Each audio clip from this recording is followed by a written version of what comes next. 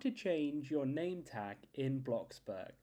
So if you're on the Roblox mobile app, or if you're on the Roblox website on your computer, MacBook, or whatever, it doesn't matter if you're on Android or iOS devices like the iPhone or iPad, what you're going to want to do is go over to the bottom right hand corner on Roblox, Bloxburg game. Then you want to press the phone button that's down there in the bottom right hand corner.